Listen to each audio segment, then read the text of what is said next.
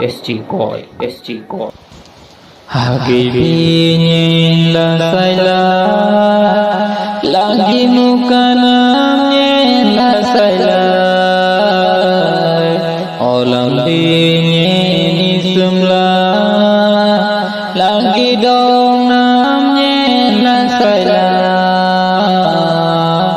Amanggi binasa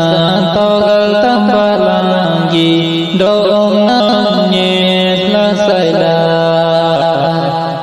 Amanggi binasa togal tambalangi mukanam yen la sayla Agi binasa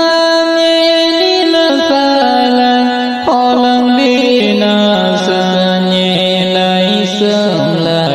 Agi binasa yen la sayla Olam binasa yen isumla Amanadam yen isum tai lagam le Dong nam len tai gam la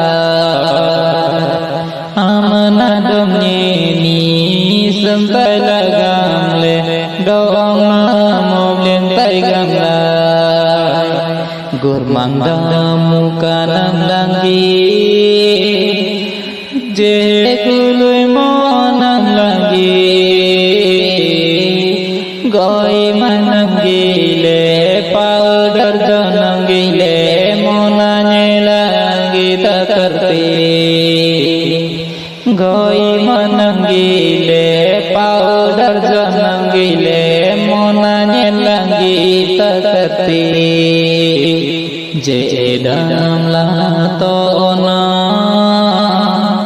Gigile mone kulyakti Jedam la tonam jonam giunam Gile langi jine